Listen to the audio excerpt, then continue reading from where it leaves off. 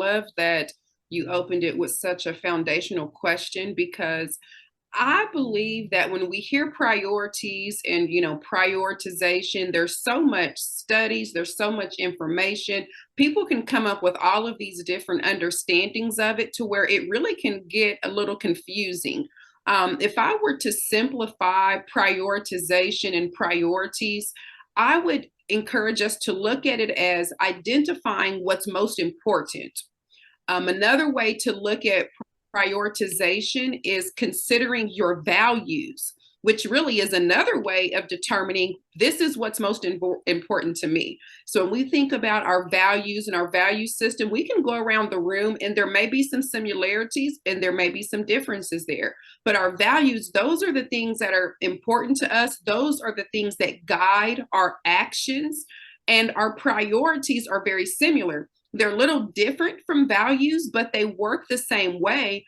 Listing out our priorities, or really before listing them, taking the time to identify our priorities in whatever season of life we find ourselves in, that is really the first step in beginning to take strategic actions that are going to move our lives in a strategic direction.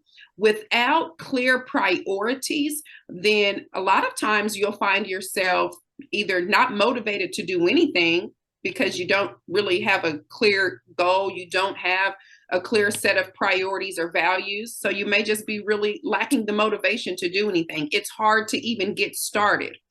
Or you may find yourself in another situation where you do have this motivation to go and to do. You may find yourself very busy.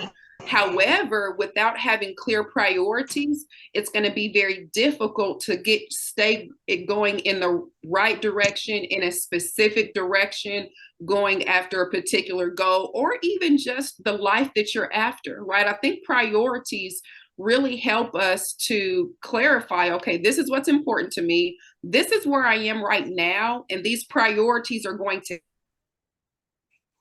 help me to get to that next level. We're all are seeking growth in a particular area of our life. God is seeking growth in us and in all of us, right? His word tells us in Philippians 1:6 that he's going to continue the work that he's performed on. He's going to continue that work until Christ comes.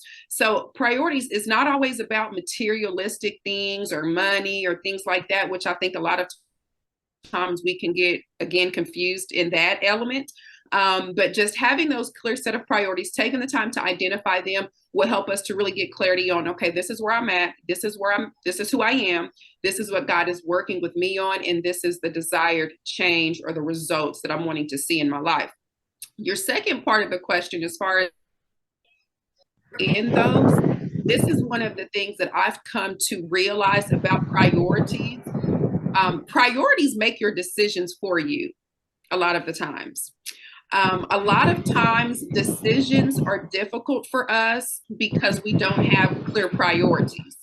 And so once we get clear priorities, decisions that were once difficult and hard and maybe emotionally pulling for us, once we get those priorities in place, it's easier. And again, the decisions a lot of times will be made by those said priorities. That's such an excellent response, because what I hear you saying is that first of all, you have to identify and then get them all clear, because if you don't have clear priorities, then you have nothing. And that's such an excellent way to just put it out right there at the beginning so everyone can truly understand. So we talk about getting it clear. And sometimes I wonder, we live in such a fast-paced world where everything needs to have priority, and you wonder, how do I really make the decision as to what gets done and what doesn't get done? What is first, what is prioritized? Talk to us a little bit about how we can really take a hold of that. I love that. And again, it's so spot on. One of the things that God has been actively dealing with me on is moving hastily. We have again, as you stated, our society, this world that we live in, And when we really look at it through a spiritual lens, it's not by accident.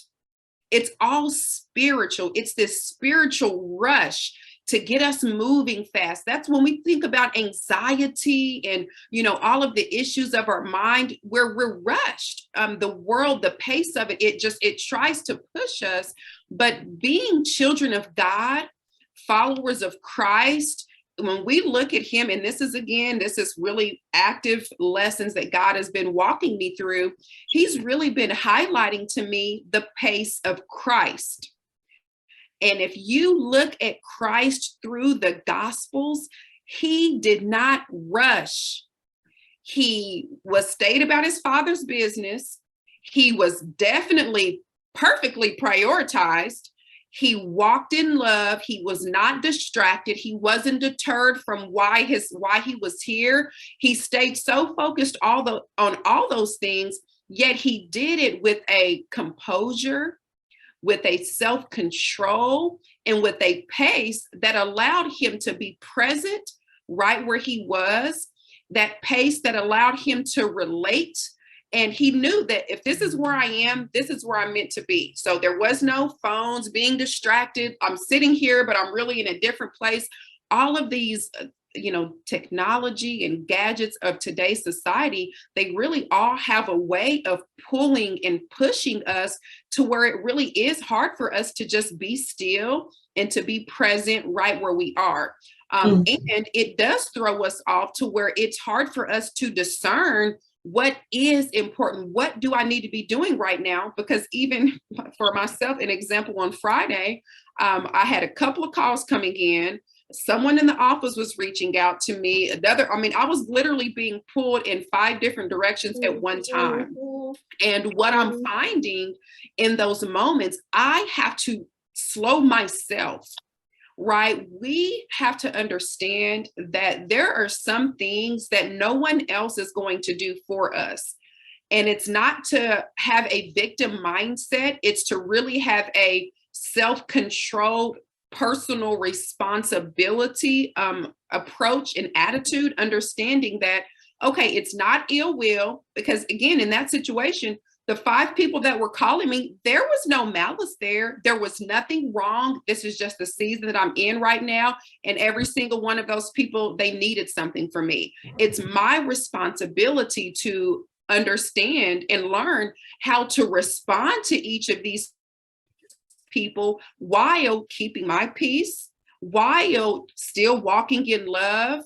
And God gives us that enabling. And so as it relates to really being able to understand what's urgent, what do I respond to right now, going back to prioritizing, God has to be our number one. There's no way possible that we're going to find ourselves in various seasons responding the right way without keeping him in that number one spot, right? It's so easy and it's so accepted, right? It's acceptable in our society to snap, to yell at this person or give me just a minute and be unkind. But as it relates to God's plans for us, as it relates to his purpose, wherever he takes us, he is expecting us to act in a Christ-like manner.